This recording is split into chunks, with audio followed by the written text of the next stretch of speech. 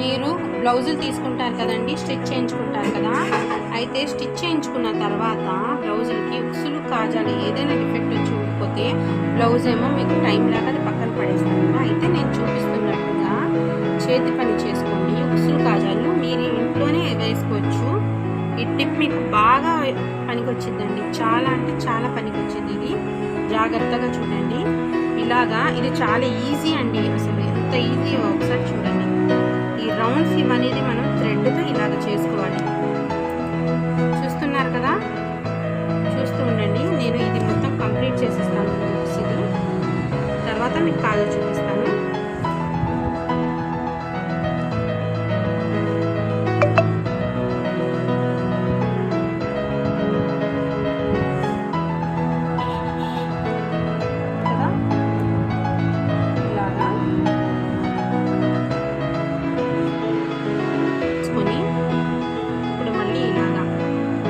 Complete అయిపోయింది కదండి. ఇప్పుడు ఇలాగా చూస్తున్నారు కదా, బాగా ఇక్కడ వచ్చి మీరు గట్టిగా వేసుకోవాలండి. ఇలాగా ఇలాగా మీరు ఇప్పుడు వేయడం వల్ల చాలా రోజుల దాకా ఉక్సులు సేఫ్గా ఉంటాయండి. ముమ్మే రక్తి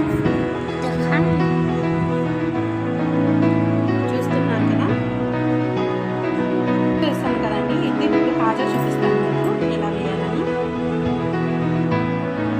చూసారు కదా, ఇలాగా ఇటువైపు నుంచి రావాలండి, ఇలా వేసుకోవాలి. ఒకసారి ట్రై చేయండి, మీకు బెస్ట్గా ఉంది, పర్వాలేదు, యూజ్ అయిందంటే మీరు చూడండి, ట్రై చేయండి. తప్పకుండా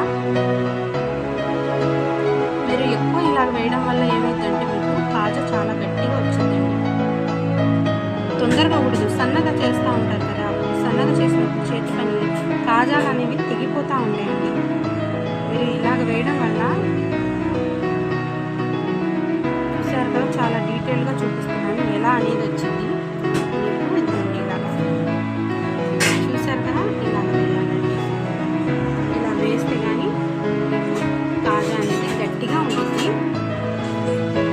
కిందకి ఇలా చేసేసి ఇక్కడ కొట్టి వేసేద్దాం. చూస్తున్నారు కదా, ఇంకేనండి. మీకు నచ్చిందా అయితే ఇది కాజా, ఇదిగోండి, ఇది హుక్స్ చూసారా నేను వేసాను.